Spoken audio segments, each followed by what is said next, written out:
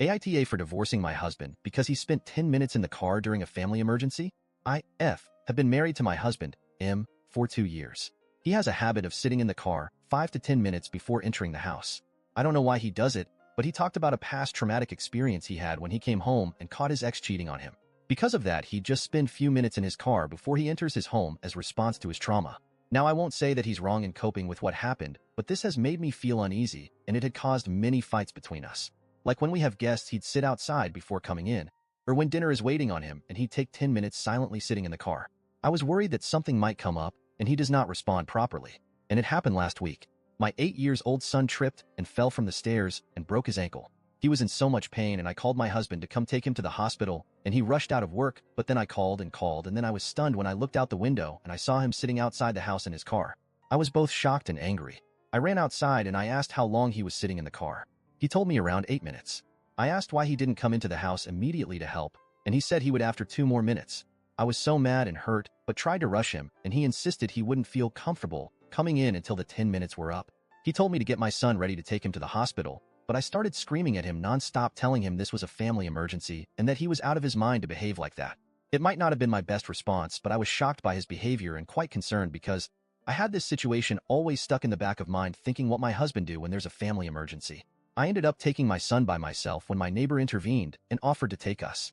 We went to the hospital, and later my husband came and tried to talk to me, but I refused. I then went to stay with my mom and texted him that I wanted a divorce.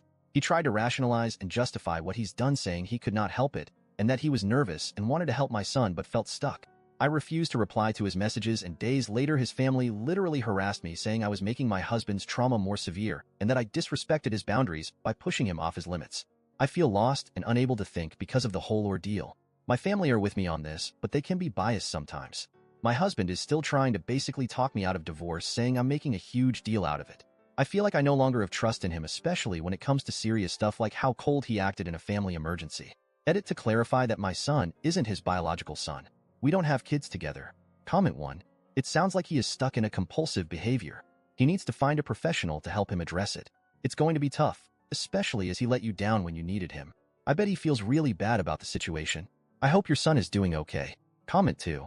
I wonder if this is the only strange thing that he does. If he has OCD, then there are likely other quirks. However, since this is causing problems in his marriage, he needs to address it ASAP, and his family needs to support his recovery from this compulsion. I don't blame OP one bit. Comment 3. If he can't get past this when someone is having an emergency, it's seriously impacting his life and needs to see a mental health professional. I understand your frustration, concern, and how this is in a sense a very serious straw that broke the camel's back. If I was in your situation, I would consider divorce only if he refuses to get help.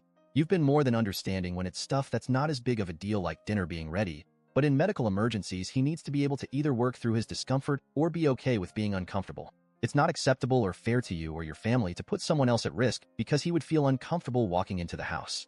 Comment 4. If he can't get past his "my ex cheated on me" trauma to help a child who broke his ankle, he needs therapy. It's already caused many fights, so if he refuses therapy, do what you gotta do. Intia. Comment 5. I'm just picturing him collapsed on the floor having a heart attack, and she calmly looks at her watch and says she needs to wait 10 minutes because she was traumatized by him not helping their son in an emergency. He clearly needs professional help, and if it was me, I'd make it a condition of continuing the relationship. Intia. Thank you everyone who subscribed me and like my videos.